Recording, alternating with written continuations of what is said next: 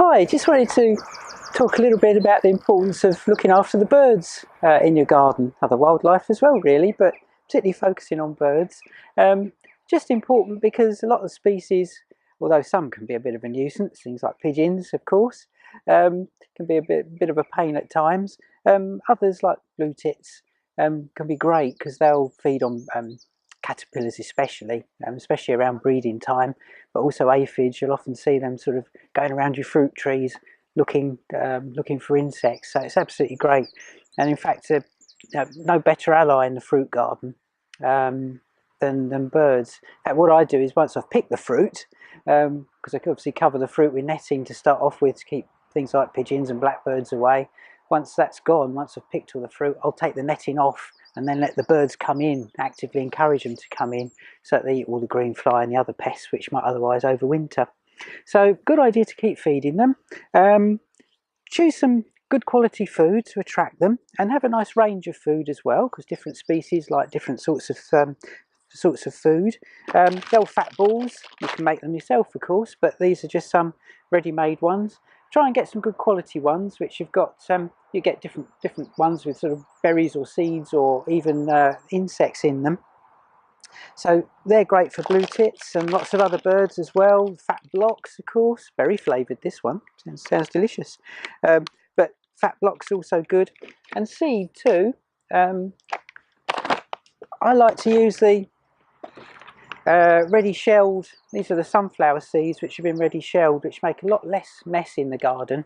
Wherever you hang your feeders, quite often you'll get loads of shucks and seeds thrown around by the birds, but they tend to get a lot less waste with this sort of thing, although it is more expensive. Of course, mixed seeds as well is good because that attracts a wider range of birds. And mealworms as well, which is always great for robins and blue tits and things, especially around breeding time, so good to have those. You do need sort of different sorts of feeders to put these various things in, but they're relatively cheap and easy to get. You can make your own as well, of course, make your own feeders from plastic bottles and things, and we'll have a video to show you how to do that if you have a look on our YouTube channel. Feeders I get always have to be squirrel proof. Got squirrels in the garden and they absolutely wreck any feeders which haven't got a nice metal rim round the feeding holes there, otherwise they'll just bite through the plastic and get all the seed out really quickly. A good squirrel proof top. One thing to mention as well about feeders while we're talking about those, do keep them clean. So nice bucket of soapy water. When you're choosing feeders, try and find ones which are easy to take apart as well. These ones you just unscrew the perches and the bottom will come away. Others have got little buttons which you can push in, they're spring loaded and the bottom will come out.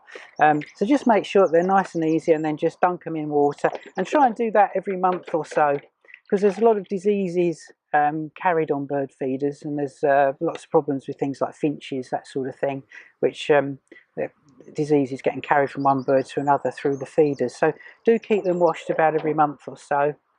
Other thing to do is to put up some nest boxes. Again, you can make these yourself. This is a homemade one. Again, thinking about squirrels, so it's got a bit of tin tacked over the hole there.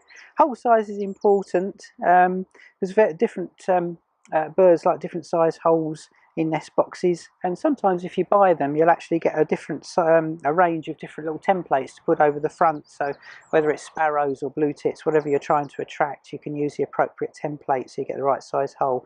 That's quite good because that stops the squirrels getting in. But really important as well with nest boxes, if they do get used, might not get used every year, but when they do, to clean them out afterwards. So if you've had a successful brood through a nest box, make sure if you can lift the lid, or sometimes you can pull out a tray at the bottom, clean out the nest box, because see, if birds have been nesting in there for several months, there's going to be mites and that sort of thing in there, so clean it out for the next generation. This is a nest which I got from little blue tits nest, which was in a nest box in my garden this year. So it was a successful brood. I think I had about 6 lovely little chicks that came out of that. They all fledged and hopefully went into my veg garden to look for insects, and they've just used some moss from the lawn, I'm ashamed to say, but at least I've got less moss in my lawn now. Bits of string, look at that, bits of garden string in there, and some hair from my Labrador as well, my Labrador Ted. So they've made use of that too. But that was a lovely little brood of 6 blue tit chicks, which has gone off hopefully to help get some pests out of my veg garden and off of my fruit trees. So do look after your garden birds, it's well worthwhile.